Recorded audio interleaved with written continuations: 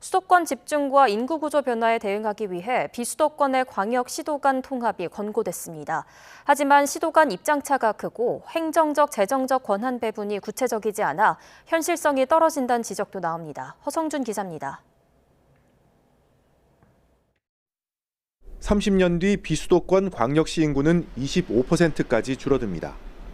도 단위는 2명 가운데 1명이 65세 이상 노인입니다. 특히 지식산업의 경제적 파급 효과가 수도권에 한정되면서 비수도권은 말 그대로 소멸 위기를 맞을 것으로 보입니다. 행정안전부가 꾸린 민간위원회가 이런 환경 변화에 대응하기 위해 광역시도 간 통합을 제시했습니다. 효과적인 초광역 행정을 위해 통합 후 광역 기초의 이계층제를 기본적으로 유지하고 중앙정부의 권한을 적극 이양하는 등의 지원을 할 필요가 있습니다. 비수도권 거점 대도시 확대도 주문했습니다. 초광역권의 거점으로 권역 성장을 견인하고 인구 유출을 막아내는 방파제 역할을 하는 겁니다. 하지만 행정 통합을 바라보는 광역시와 도의 입장은 다릅니다.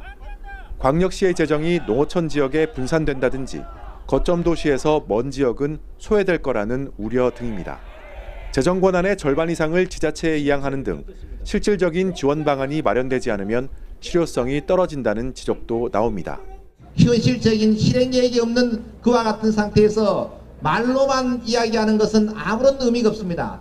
우리는 대구와 협력해서 살아가야 될 것이지 흡수돼서 살아가야 될 대상은 아니라고 봅니다. 행안부는 의견 수렴 등을 거쳐 권고안의 이행 방안을 마련할 예정입니다.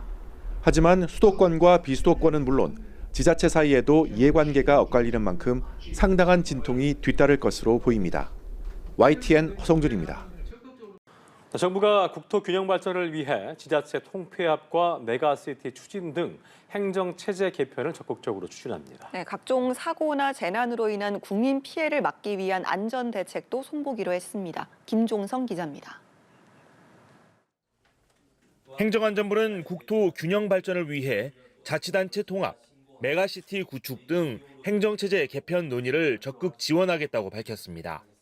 지역의 경쟁력 제고에 도움이 되는 개편 논의를 관련 법 제정 지원 등으로 충실히 뒷받침하고 미래 지향적 행정체제 개편위원회를 통해 앞으로의 지방행정 발전 방안을 면밀히 검토.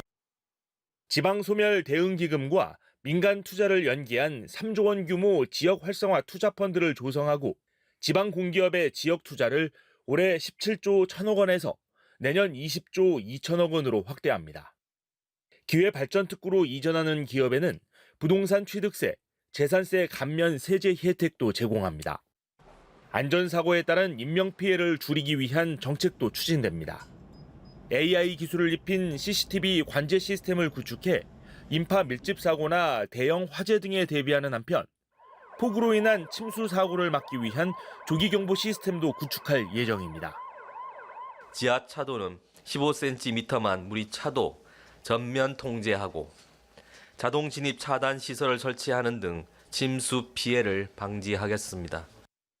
학교 주변 어린이 보호구역 방호 울타리와 AI 스마트 횡단보도를 확충하고 학교 폭력 예방을 위한 교내 CCTV를 지자체 지능형 관제 시스템과 연계하는 방안도 마련하기로 했습니다. 서민 생활 안정을 위한 세제 개편도 추진됩니다.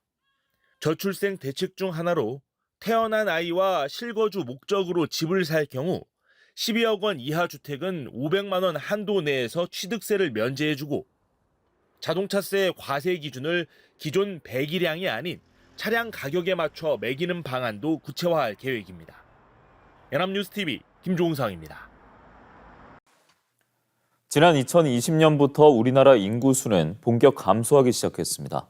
그럼에도 수도권 집중 현상은 심화되고 지역 소멸 속도는 빨라지고 있는데요. 행정체제 개편을 연구해온 정부의 민간 자문기구가 광역시와 도를 통합해 초광역권을 형성할 필요가 있다는 권고를 내놨습니다. 문철진 기자입니다. 행정안전부 소속의 미래지향적 행정체제 개편 자문위원회가 수도권 집중과 지방 소멸의 해결 방안으로 광역시와 도를 통합한 초광역권 형성을 권고했습니다. 지역 경쟁력을 확보하기 위해서는 시도 경계를 초월한 발전 계획과 행정이 필요하지만 아직까지 초광역 행정은 미흡한 상황입니다. 지역의 역사성과 규모의 경제 등을 고려해 경남과 부산, 울산, 대구와 경북, 대전과 충남 등을 대상 지역으로 꼽았습니다.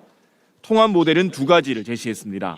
하나는 광역자치단체와 기초자치단체의 이계층제를 유지하는 방안입니다.